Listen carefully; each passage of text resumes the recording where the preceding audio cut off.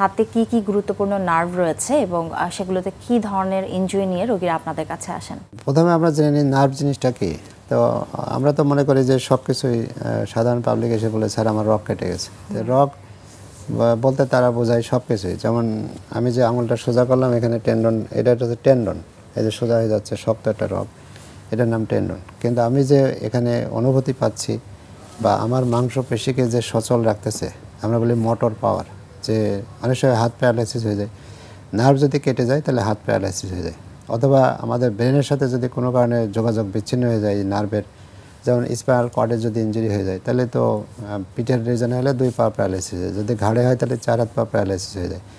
তো এই যে স্পাইনাল কর্ডের মাধ্যমে আমাদের ব্রেনের সাথে এই নার্ভের যোগাযোগ থাকে আর কি, এটা একটা কন্টিনিউয়াস একটা যোগাযোগ থাকে।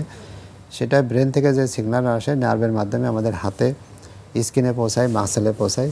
মাসেলে পৌঁছালে মাসেলগুলো কন্ট্রাকশন করলে আমাদের হাতটা ভাঁজ বা সোজা হয়, ভাঁজ বা সোজা হচ্ছে। তার মানে এই নার্ভটা যদি কোনো কারণে ইনজুরি হয় তাহলে ওই পার্টটা প্যারালাইজ হয়ে যায়। তো এখন যদি একটা নার্ভ কাটে, আমাদের আপনি বললেন যে কী কী গুরুত্বপূর্ণ নার্ভ আছে, আমাদের হ্যান্ড ফাংশনের জন্য মেনলি 3টা গুরুত্বপূর্ণ নার্ভ আছে। আবার এলবো ফ্লেকশনের জন্য আরেকটা গুরুত্বপূর্ণ নার্ভ আছে, আমরা বলি মাস্কুলোপেটেরিয়াল নার্ভ। আবার আমাদের শোল্ডারকে উপরে তোলার জন্য, রেজ করার জন্য এক্সিলারি নার্ভ আছে। তো এই প্রত্যেকটার আলাদা আলাদা ওই নার্ভগুলো মাংসকে সাপ্লাই দেয়, আমাদের মাসেলকে সাপ্লাই দেয়। মাসেলগুলো যখন কন্ট্রাকশন করে তখন আমাদের মুভমেন্ট হয়। তার মানে নার্ভ ইনজুরির মুভমেন্ট থাকবে না। তা হাতে যে 3টা গুরুত্বপূর্ণ নার্ভ আছে, একটা হচ্ছে মিডিয়ান নার্ভ। সাধারণভাবে আমরা বলতে পারি মিডিয়ান নার্ভ দিয়ে আমরা হাত ভাঁজ করি, ফিঙ্গার মুভ করি, ভাঁজ করি। আর আমরা আরেকটা সোজা করে কি দিয়ে, সেটা হচ্ছে রেডিয়াল নার্ভ। আর আরেকটা আমরা আঙুল ফাঁক বন্ধ করতে পারি, এটা হচ্ছে আলনার নার্ভ।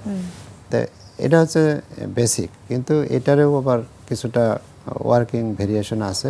সোজা কথা, একটা নার্ভও না হলে আমরা হাত ঠিকমতো ফাংশনিং থাকবে না। অর্থাৎ প্রতিটি নার্ভই গুরুত্বপূর্ণ। যেন আমি যদি কোনো কিছু ধরতে যাই, আমার আঙুল প্রথমেই ফাঁক করতে হচ্ছে, তাহলে এটা আলনার নার্ভে করতেছে, সোজা করতে হচ্ছে, এটা রেডিয়াল নার্ভে করতেছে, তারপরে আমি ভাঁজ করে গ্রিপ করতেছি, সেটা আবার মিডিয়ান নার্ভে করতেছে।